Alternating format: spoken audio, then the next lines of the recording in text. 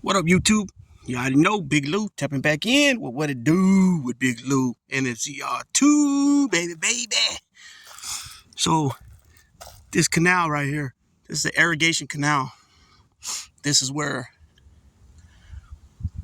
poor little 8-year-old Sandra Cantu was found stuffed in a suitcase and dumped here. The water levels were a lot lower back then, back in April when she was found of 2009. As you can see, this is all farmland out here. So Melissa Huckaby was seen coming out of these bushes here onto the road where her car was parked. And there was a ex-Marine and his wife that seen her and asked her, what was she doing? And she lied and said she was urinating. But she really was dumping her suitcase that she reported stolen to her management office at the trailer park that I showed footage of earlier. And this lady had the nerve to say in the police interrogation room, when she was originally in there as a witness, when they were questioning her, not as a witness, but questioning her as somebody helping the investigation, giving them what information she knew about what could have happened with the suitcase and blah, blah, blah, right? She said that her daughter, she has a daughter also that was 8 years old at the time. So now the daughter's about 22, 23 years old, which would have been the same age of Sandra Cantu. She said that she didn't like that Sandra would be kind of bossy with her daughter, which they're just little kids, right? So something about that triggered her somehow, some way to do what she ended up doing. And she's diagnosed, schizophrenic and bipolar. And she was diagnosed by a clinician, and she was taking medication. What she ended up doing was she ended up drugging Sandra and making a noose, makeshift noose on her. And what's that word? Sophisticated. I can't even say the word right. She basically, choked her, strangled her. Asphyxiation. There you go. And she stuffed her in the suitcase.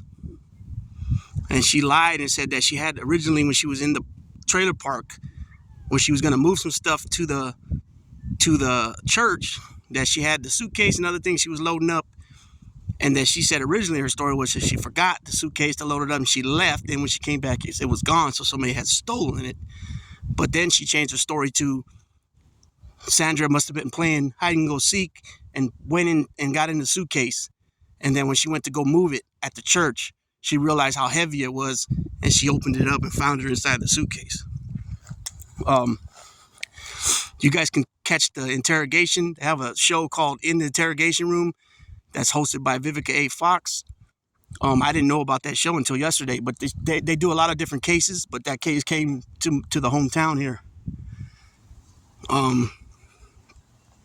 So on top of all that, she drugged her and all that, and she also got a roller, like from a paintbrush roller, and she assaulted her. She assaulted the poor little girl to make it look like, to try to throw the cops off track. To think it was that she was abducted and assaulted and murdered ultimately by a male. She denied that to the day, but they, everything's sophisticated nowadays. They can tell anything. They can tell about anything, anytime that's done unlawfully, illegally. That could be any type of forensic. That could be electronic, cyber, cyberly or physically, anything. So she continued to lie about that. And when they asked her, well, how did traces of your medication get in Sandra's system, she said that she felt so bad about what she did that she crushed up a bunch of her own medication, dumped it in poured it into a glass of water and tried to let it dissolve. And then she went to drink it, and it tasted so bad that she spit it out because it tastes so nasty. And that when she spit it out, she spit it on her body, her poor little body, which we know that's a lie. It's not going to get in your system like that. You know what I mean? She immediately, so she said that she found her in there, you know, that she must have suffocated when she was playing hide and go seek, which also don't make sense, because how else is she going to close the zipper on herself? How are you going to get inside and close the zipper on yourself? Right? That don't even make sense. You know, the zippers are designed to be on the outside at all times. So how is that even possible? So she was kidnapped and went missing on the 27th of March, 2009. And her body was found roughly around 9 or 10 days later in April, first week of April. And like I mentioned, I think I mentioned it, that I specifically asked her father, Daniel Cantu, who I know personally, and I just seen him a few weeks ago.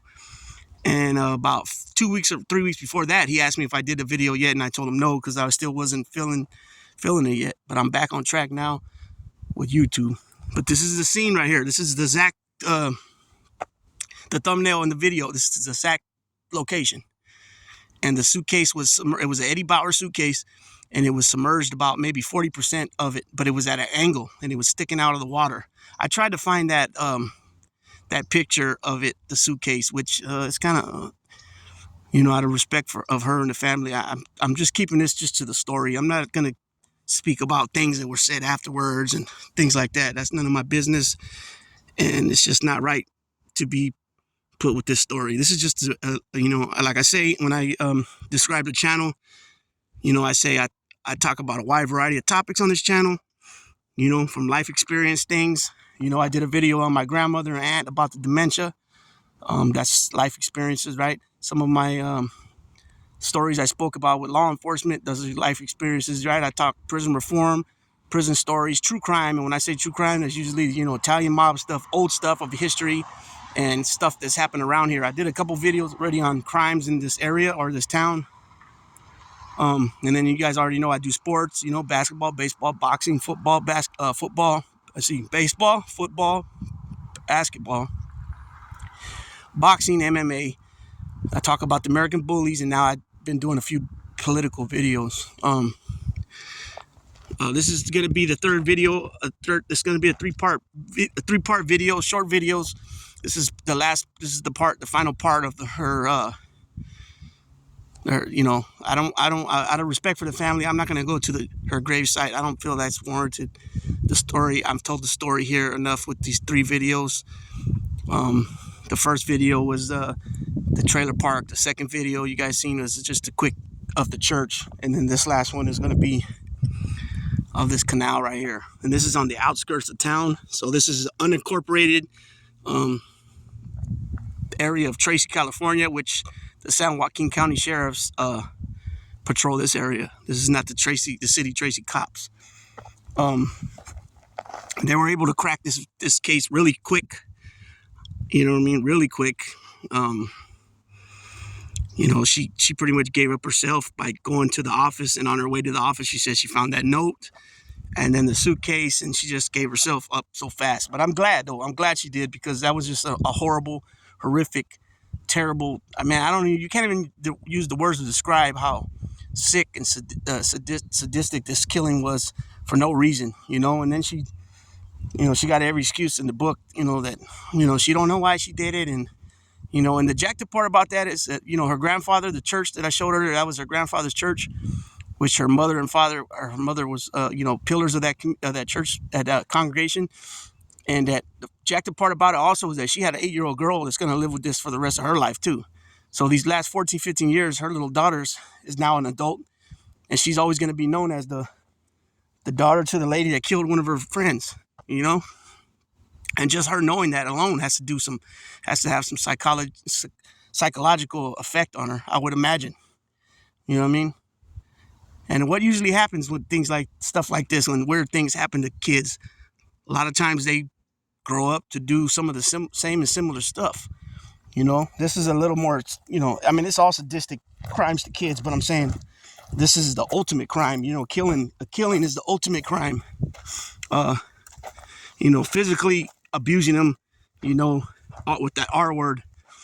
That's terrible too, because they have to live with that for the rest of their life. But it's all bad. It's all bad. It's something that shouldn't ever even happen. But it also shows more too, that a little girl at 8 years old, and I have a daughter that's currently 8 years old, that they need to be watched a lot closer. You know what I'm saying? Even in a tight community like that trailer park right there, with cameras and all. They had surveillance cameras, and it's still, things still happen. So, it is what it is. So again, these are the woods she came out of when the people seen her and confronted her what she was doing, and she said she was urinating. So that got her. She was busted with that quick too. They were able to identify her. You know what I mean? So with that being said, Big Lou's gonna tap on out.